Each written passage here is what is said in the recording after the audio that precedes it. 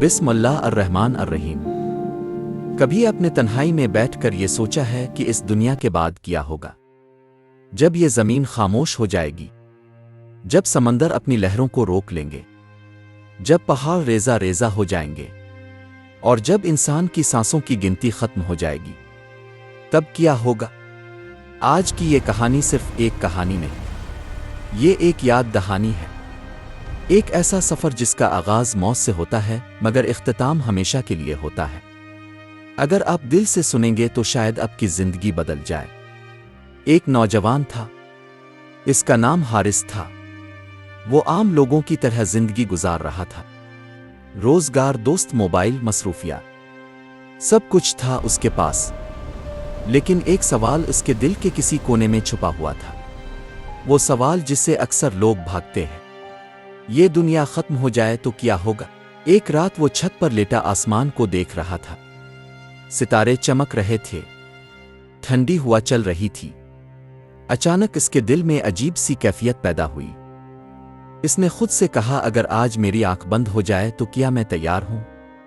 وہ سوچتے سوچتے سو گیا، اور پھر اس نے ایک خواب دیکھا۔ اس نے دیکھا کہ زمین ہل رہی ہے، عمارتیں گر رہی ہیں، لوگ بھاگ رہے ہیں، آسمان سرخ ہو گیا ہے، سورج اپنی جگہ سے ہٹ چکا ہے، سمندر الفابل رہے ہیں، پہاڑ روئی کی طرح اڑ رہے ہیں، ایک خوفناک آواز گونجتی ہے۔ یہ قیامت کا دن تھا۔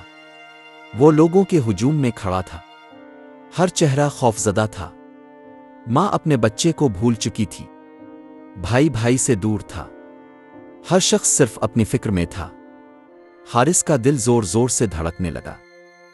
اس نے دیکھا کہ اس کے اعمال ایک کتاب کی صورت میں اس کے سامنے پیش کیے جا رہے ہیں، وہ کتاب جس میں اس کی ہر چھوٹی بڑی بات لکھی ہوئی تھی، ہر جھوٹ، ہر سچ، ہر نیکی، ہر گناہ۔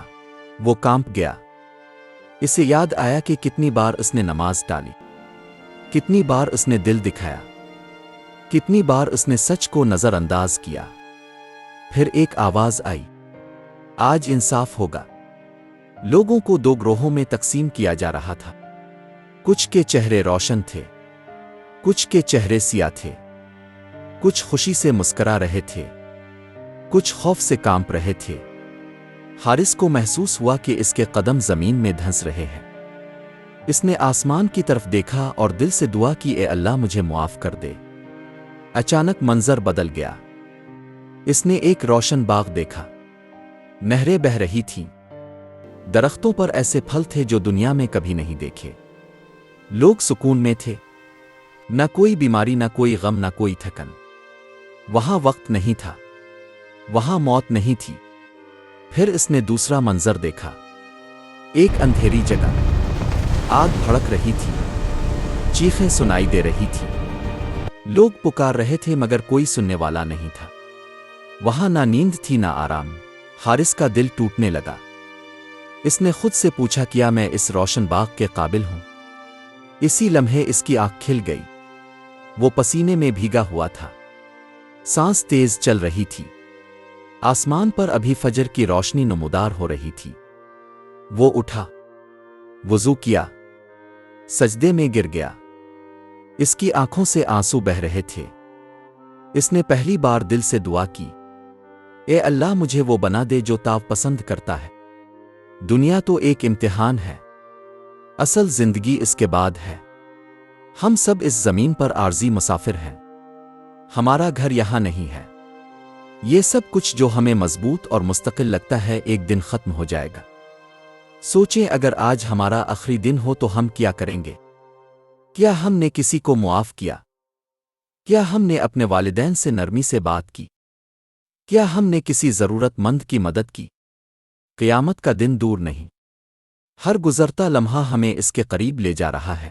اس کہانی کا مقصد ڈرانا نہیں بلکہ جگانا ہے، کیونکہ سب سے بڑی کامیابی یہی ہے کہ انسان وقت رہتے سنبھل جائے۔ دنیا کے بعد کیا ہوگا؟ وہی ہوگا جو ہم نے اپنے اعمال سے تیار کیا ہوگا۔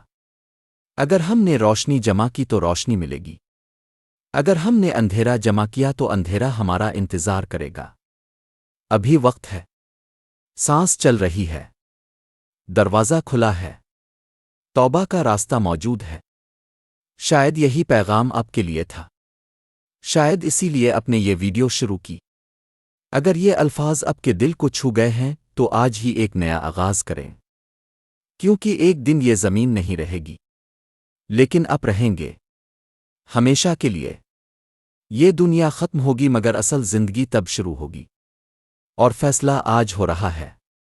اب آپ سوچیں، آپ کس انجام کی تیاری کر رہے ہیں؟ اللہ ہمیں سیدھا راستہ دکھائے اور ہمیں اس دن کی کامیابی عطا فرمائے۔ آمین۔